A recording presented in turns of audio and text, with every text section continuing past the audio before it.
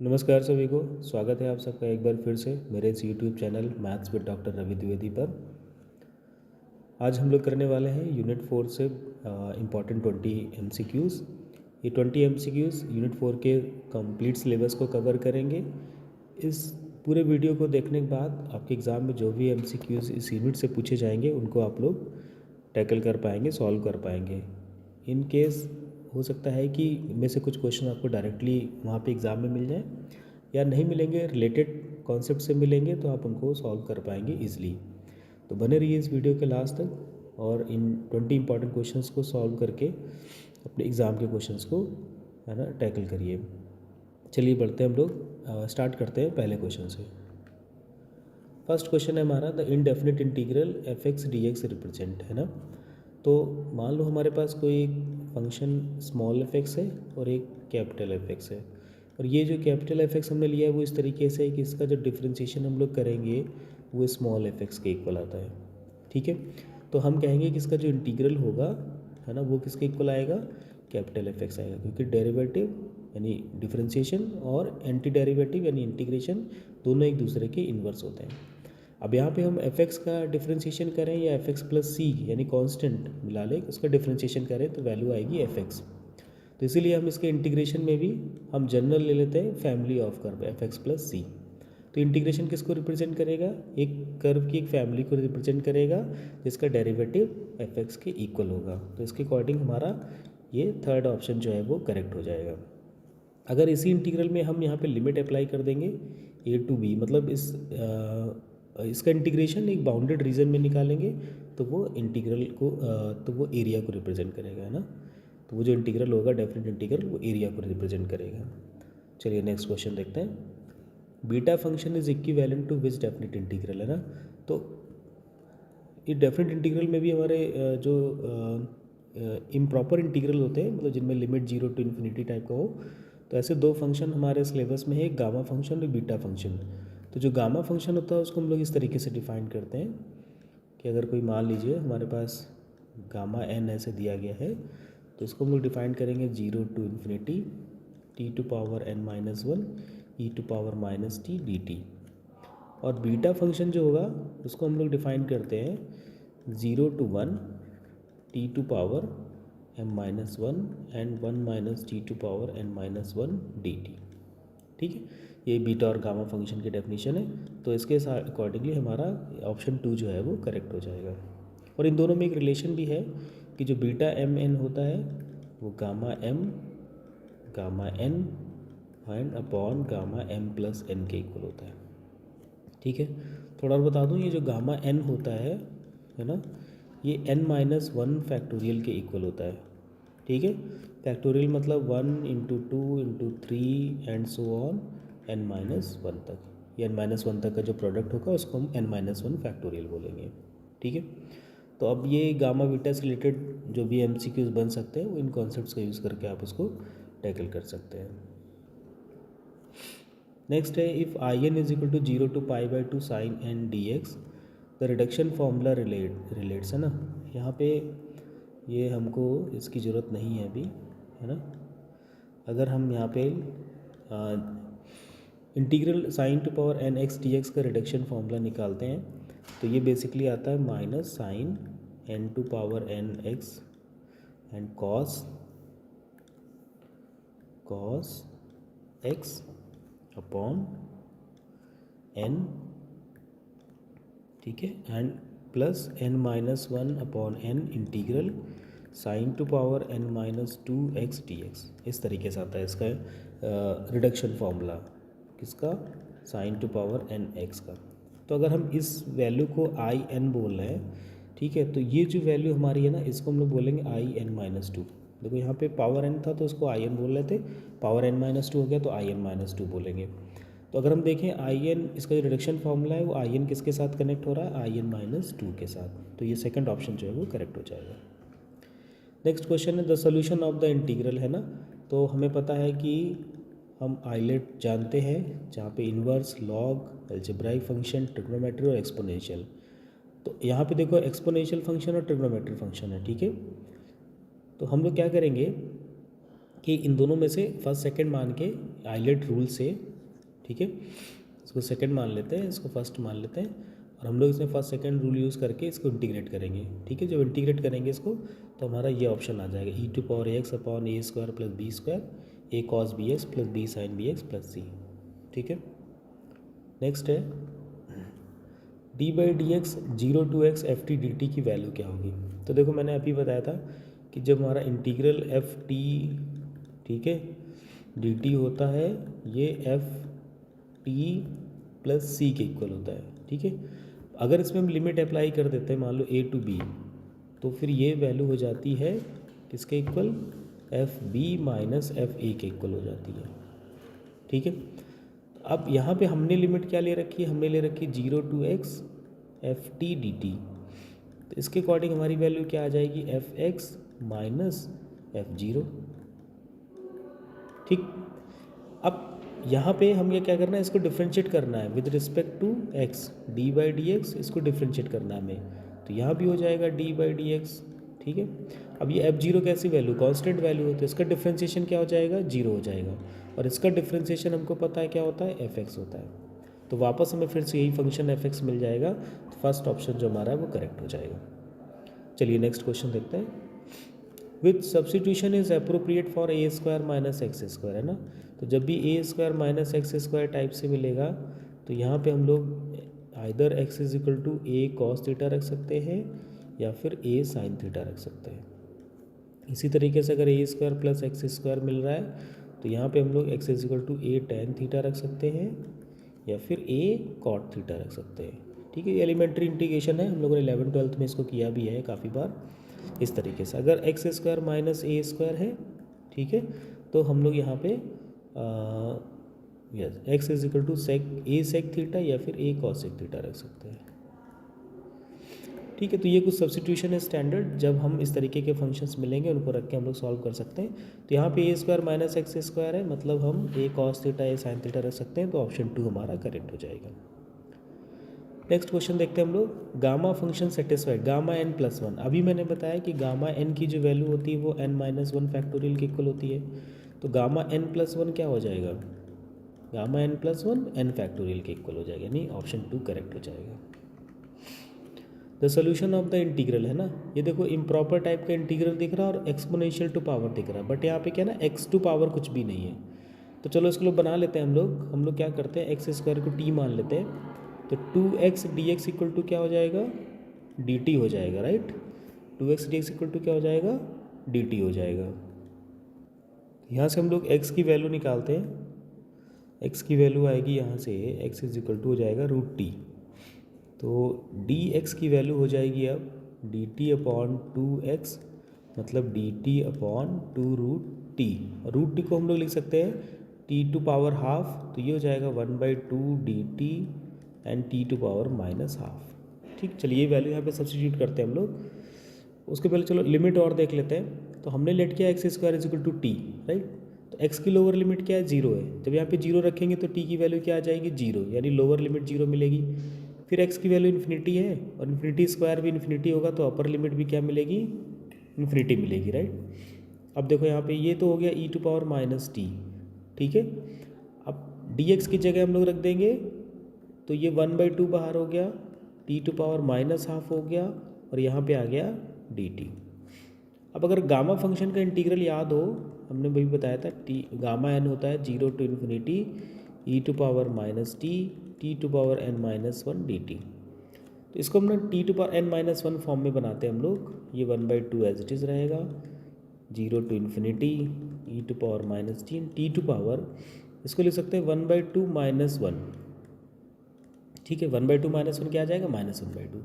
अब ये हमारा बन गया 1/2 गामा 1/2, ठीक है, क्योंकि यहाँ n की वैल्यू क्या होगी, 1/2, और गामा 1/2 की वैल्यू होती है √π, तो ये हो गया √π/2, राइट।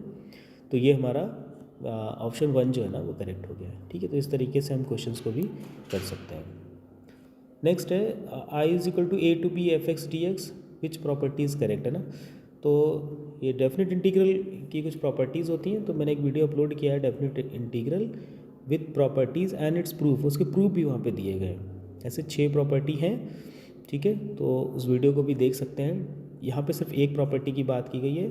इसमें क्या है, अगर लिमिट को हम चेंज करते हैं, है ना, जैसे a to b f(x) dx है, अगर हम अपर लिमिट को लोअर लिमिट बनाते हैं और लोअर लिमिट को अपर लिमिट बनाते हैं तो क्या होगा, एक माइनस साइन यहाँ पे आ जाएगा। तो क्या बन जाएगा, ये फोर्थ ऑप्शन हमारा करेक्ट हो जाएगा। Next question, the solution of the integral, है ना, x to power m log n x n dx will be. तो यहाँ पे देखो हम फिर से वही आइलेट वाला रूल लगाएंगे और उसके अकॉर्डिंगली हम चूज़ करेंगे फर्स्ट और सेकंड। तो लॉग हमारा ये हो जाएगा फर्स्ट में, और ए मतलब एल्जेब्राइक यानी हो जाएगा सेकंड में। उसको फर्स्ट, इसको सेकंड मान के हम लोग सॉल्व करेंगे। सॉरी, तो हम जिसको सॉल्व करेंगे तो ये ऑप्शन हमारा इस तरीके का, वन टाइम जब इंटीग्रेट करेंगे तो इस तरीके से आ जाएगा हमारा। नेक्स्ट क्वेश्चन है, the solution of the integral will be. बहुत इजी क्वेश्चन है। इस सेक एक्स से हम अगर इसको मल्टीप्लाई कराते हैं तो सेक स्क्वायर एक्स हो जाएगा plus sec x into tan x हो जाएगा, ठीक है, इंटू डी एक्स। देखो सेक स्क्वायर एक्स का इंटीग्रेशन हमें पता है टेन एक्स होता है, और sec x into tan x का इंटीग्रेशन सेक एक्स होता है। तो बेसिकली हमारा सेक एक्स टेन एक्स है ना, प्लस सेक एक्स प्लस सी, ये आंसर करेक्ट हो जाएगा। नेक्स्ट क्वेश्चन है हमारा, अगर किसी, है ना, आई एन कोई इंटीग्रल को रिप्रेजेंट कर रहा है जो x to power n e to power a x d x के इक्वल है, तो ये जो रिलेशन है वो क्या कहलाता है, ठीक है।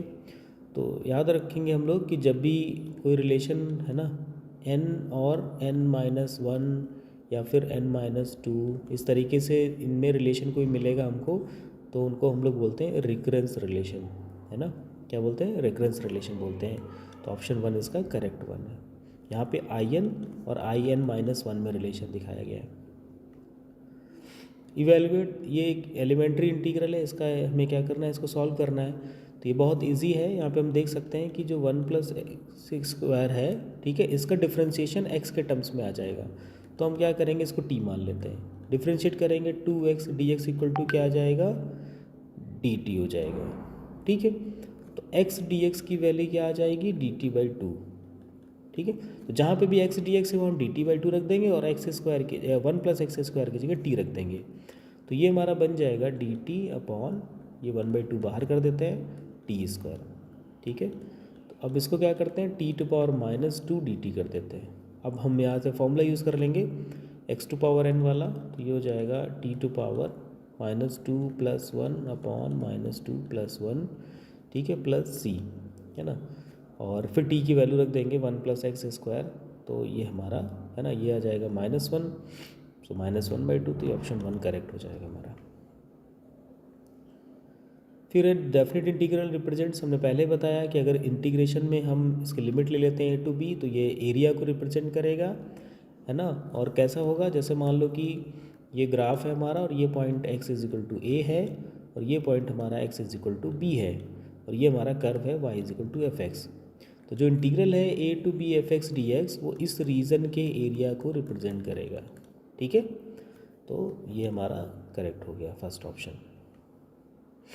नेक्स्ट क्वेश्चन हमारा, इवेलुएट x e⁻x² dx। तो बेसिकली यहाँ पे भी देखो हम x² का जो डिफ्रेंशिएशन है ना वो x के इक्वल है, तो हम क्या करेंगे, x² को t मान लेंगे, तो 2x dx क्या हो जाएगा, dt हो जाएगा ना। तो x dx की जगह हम लोग क्या रख देंगे, dt/2। तो ये x और dx की जगह आ जाएगा dt/2, और x² की जगह रख देंगे t, तो हमारा इंटीग्रल बन जाएगा 1/2 e⁻t dt। और हमें पता है e⁻t का जो इंटीग्रेशन होता है वो e⁻t होता है, तो 1/2 e⁻t + c, वापस t की वैल्यू रख दो, तो 1/2 e⁻x² + c, ये हमारा करेक्ट आंसर हो जाएगा, ठीक है। c मतलब कोई कांस्टेंट है, हम उसकी जगह 0 भी ले सकते हैं, 1 भी ले सकते हैं, कोई भी नंबर। यहाँ पे कोई अगर ऐसे 5 भी दिया जाता ना, तब भी यही ऑप्शन जो है वो करेक्ट होता, ठीक है। बेसिकली ये फंक्शन हमारा सेम मिलना चाहिए, कांस्टेंट टर्म प्लस के साथ कुछ भी ले सकते हैं। ना इवेलुएट 0 to π(x sin x), बहुत आसान है ये। इसको फर्स्ट मान लेते हैं, इसको सेकंड मान लेते हैं, ठीक है, एक आई लेट है ना, यस। तो देखो अब पहले इसका इंटीग्रेट कर लेते हैं, बाद में हम लोग लिमिट अप्लाई कर देंगे। तो अगर याद हो कि अगर इस तरीके का इंटीग्रेशन है फर्स्ट इंटू सेकेंड dx, ठीक है, तो हम लोग क्या करते हैं, फर्स्ट को ऐसे ही रखते हैं, सेकंड का इंटीग्रेशन करते हैं, फिर माइनस फर्स्ट का डिफ्रेंशिएशन करते हैं, सेकंड का इंटीग्रेशन करते हैं, और फिर इस पूरे का इंटीग्रेशन करते हैं इस तरीके से।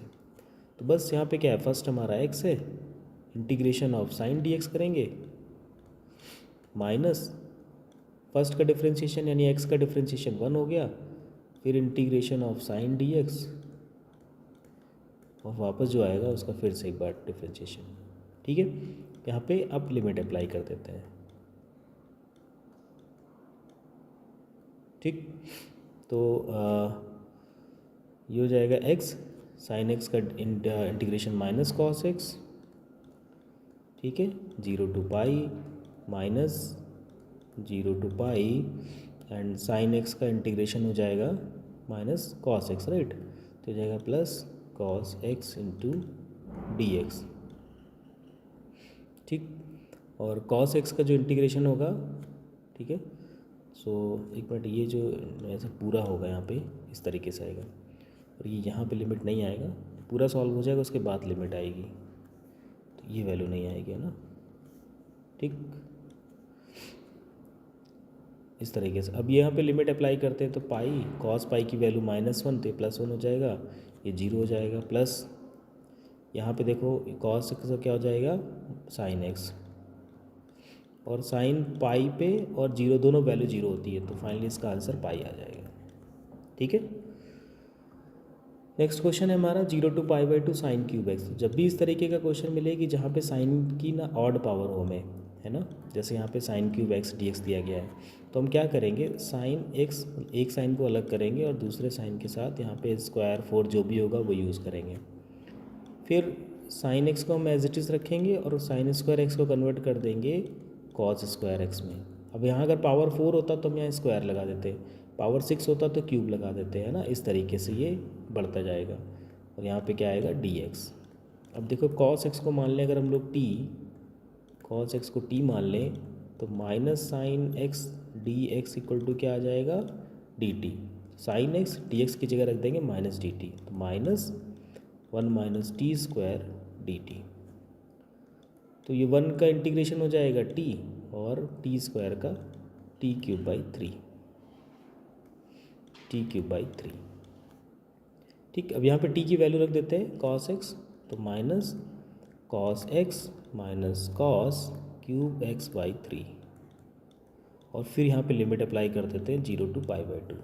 ठीक है, सो π/2 पे हमें पता है cos की वैल्यू क्या होती है, 0 होती है, तो जब π/2 रखेंगे 0 हो जाएगा, 0 पे इसकी वैल्यू होती है 1, 0 पे इसकी वैल्यू क्या होती है 1, तो ये 1 हो गया, और ये भी हो जाएगा 1, तो ये 1 माइनस 1/3 यानी 2/3, राइट।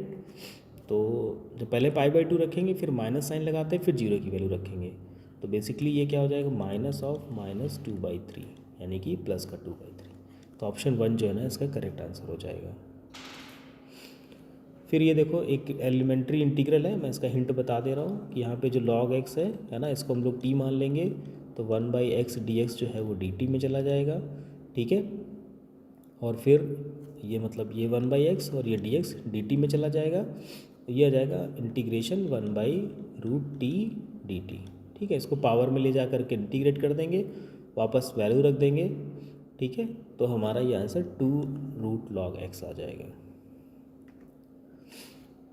अब ये देखो मैंने ऑलरेडी बताया हुआ है कि जो बीटा का इंटीग्रल होता है pq, अगर ऐसे लिखेंगे तो वो आता है integral 0 to 1 x to power p minus 1 1 minus x to power q minus 1।